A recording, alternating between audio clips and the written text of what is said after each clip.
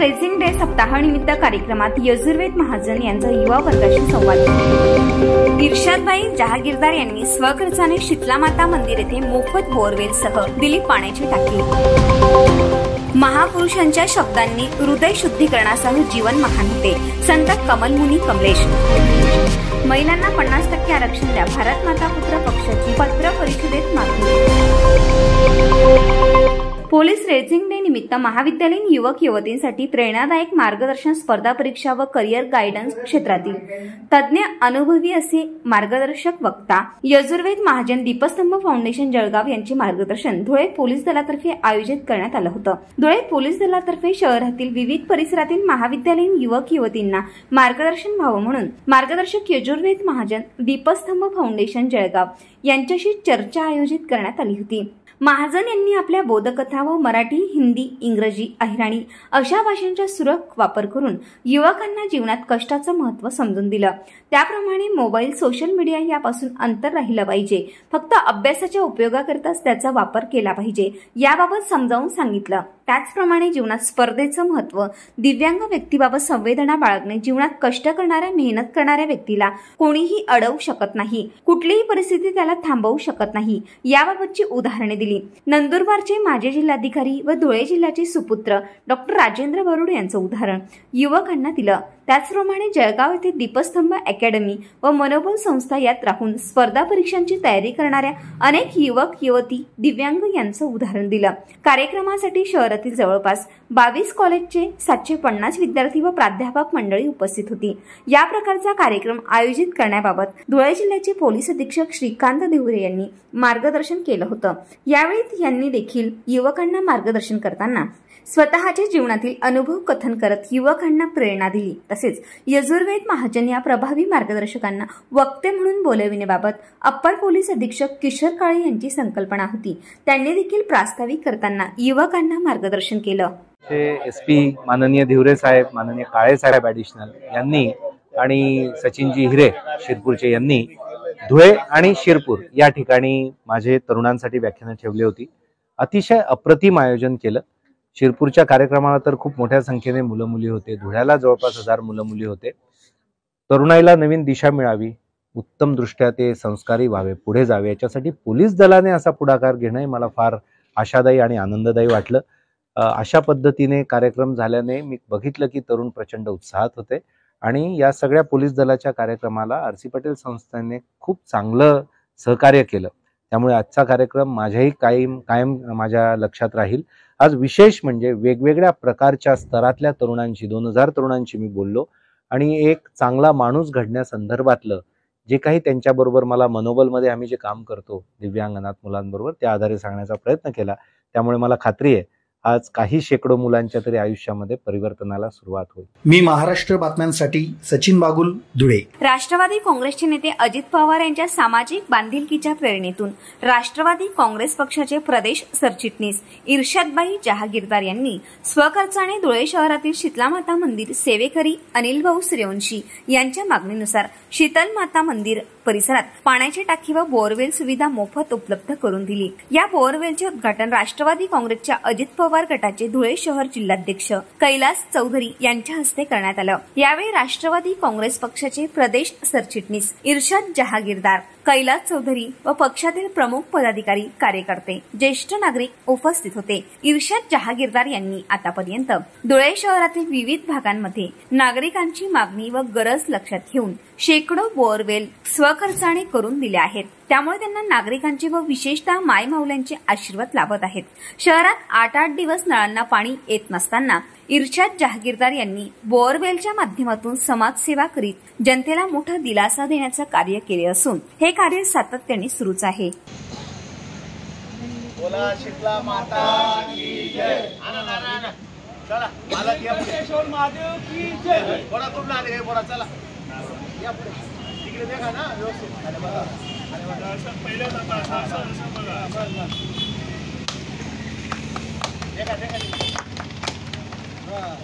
मी महाराष्ट्र बातम्यांसाठी सचिन बागुल, धुळे.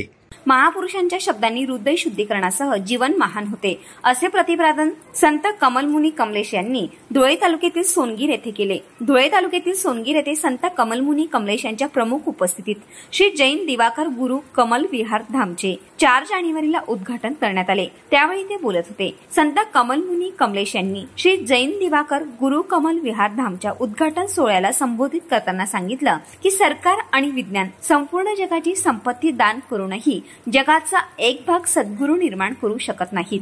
पाण्याने कपडे स्वच्छ होतात, महापुरुषांचे शब्द हृदय शुद्ध करतात, वाणी शुद्ध होते आणि जीवन महान होते, असे ते म्हणाले. मुनी कमलेश यांनी सांगितलं की संतांच्या साधनेतील स्पंदने केवळ मानवांवरच परिणाम करत नाही, तर प्राणी, पक्षी आणि संपूर्ण विश्वावर परिणाम करतात. राष्ट्रसंत म्हणाले की गुरूंच्या असीम कृपेत असीम शक्ती आणि चमत्कार आहेत आणि भौतिक पदात आपल्यासारख्या संतांची निर्मिती हे जगातील 8वे आश्चर्य नाही. 4 धामांच्या दर्शनापेक्षा साधूची सेवा करणे चांगले आहे. 10 मंदिरे बांधण्यापेक्षाही साधू संतांची सेवेत मोठा फायदा आहे. अखिल भारतीय जैन दिवाकर विचार मंच नवी दिल्ली शाखा महाराष्ट्र यांच्या वतीने मुंबई धुळे हायवे रोडवरील धुळ्यापासून 20 किलोमीटर अंतरावर इंदोरच्या दिशेने मुनी कमलेश यांचं परात्पर गुरु भक्त राजकुमार यांनी त्यांच्या हॉटेलमध्ये 2 खोल्यांच्या विहार धामचं उद्घाटन केलं. यावेळी दिवाकर मंच शाखा महाराष्ट्र युवक विभागाचे सरचिटणीस तुषार बापना अध्यक्षस्थानी, तर प्रमुख पाहुणे म्हणून सोनगीर पोलीस ठाण्याचे सहाय्यक पोलीस निरीक्षक सचिन कापडनीस, सौवर्मल तेली, निखिल जैन उपस्थित होते.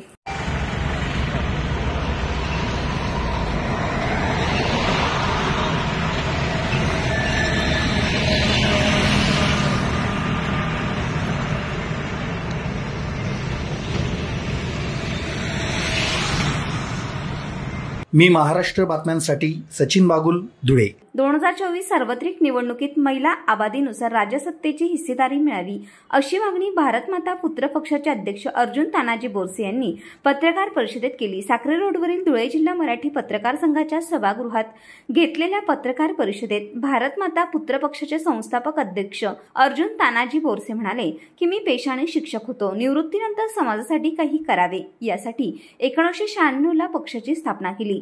आज वयाच्या 90व्या वर्षी देखील महिलांच्या हक्कासाठी लढत आहे. महामानव डॉक्टर बाबासाहेब आंबेडकर यांनी संविधानामध्ये समतेचं सूत्र मांडलं आहे. त्यानुसार आधी आबादी असलेल्या महिलांना राजसत्तेत त्यांच्या प्रमाणामध्ये हिस्सेदारी दिली जावी. लोकशाहीच्या गेल्या 70 वर्षांचा इतिहास पाहिला असता ज्या पक्षाने महिलांची मते मिळवून राजसत्ता हस्तगत केली ते सर्वच पक्ष पुरुषप्रधान विचाराने ग्रस्त असल्याने महिलांना राजसत्तेत समान हिस्सेदारी त्यांनी मिळवू दिली नाही. वरच्या स्तरावर महिलांना सन्मान मिळाल्याने खालच्या स्तरावरील सामाजिक, आर्थिक सन्मानपूर्वक जगण्याचा हक्क महिलांना मिळाला नाही. माझ्या पक्षाने सत्तेची लालसा न करता गेल्या 25 वर्षात उमेदवार उभा केला नाही. पक्षभेद न बाळगता कोणत्याही पक्षातर्फे उभ्या असलेल्या महिला उमेदवाराला आपला उमेदवार म्हणून त्यांचं समर्थन करीत राहिलो आहोत. जिथे सत्तेची लालसा तिथे गर्दी होते. आमच्याकडे सत्ता मिळण्याची आशा नसल्यामुळे गर्दी दिसून येत नाही याची आम्हाला खंत नाही. मात्र भारत माता पुत्र पक्षातर्फे स्वतंत्र किंवा कोणत्याही पक्षातर्फे महिला उमेदवाराचं समर्थन केलं जाईल. प्रचारासंदर्भात सहकार्य केलं जाईल. पंचायत राजमध्ये महिलांना 33% आरक्षण पास केलं, परंतु खासदारांकडून लोकसभेकरिता 33% महिला आरक्षण बिल पास करण्यास 25 वर्ष वाट पाहावी लागली. 2024च्या निवडणुकीत प्रत्येक महिलेने, तरुणीने जात, धर्म, पक्ष भेद न बाळगता आपल्या मतदारसंघातील महिला उमेदवारास मतदान करावं असं आवाहनही अर्जुन बोरसे यांनी केलं. राजकारणात यासाठी भारत माता पुत्र पक्ष त्या उद्देशाने मी स्थापन केलेला आहे 1996 साली आणि तो रजिस्ट्रेशन झालेला आहे. परंतु मी ह्या पक्षातर्फे मी उमेदवार उभा केला नाही किंवा कोणत्याही पक्षातर्फे विरोधात मी उमेदवार उभा केलेला नाही. सगळे पक्ष भारत माता पुत्र पक्षाचे जे सदस्य आहेत असं समजून मी सगळ्या पक्षाशी समझोता केलेला आहे. तसंच भारतात राहणारे जे सगळे धर्माचे लोक आहेत, मी भारत माता म्हणजे मातेचा उद्देश असा की भारतात राहणारे सर्व धर्माचे लोक जे आहेत ते भारत माताचे पुत्र आहेत. काय भारत माताचे पुत्र असल्यामुळे ते धर्मभेद मी या आमच्या पक्षामध्ये ठेवलेला नाही, जातीभेद ठेवलेला नाही. तर धर्मभेद, जातीभेद, पक्षभेद न ठेवता मी हा पक्ष स्थापन का केला की महिलांना राजकारणात स्थान मिळावं या उद्देशाने तो स्थापन केलेला आहे. तसंच आता मी महाराष्ट्र बातम्यांसाठी सचिन बागुल, धुळे.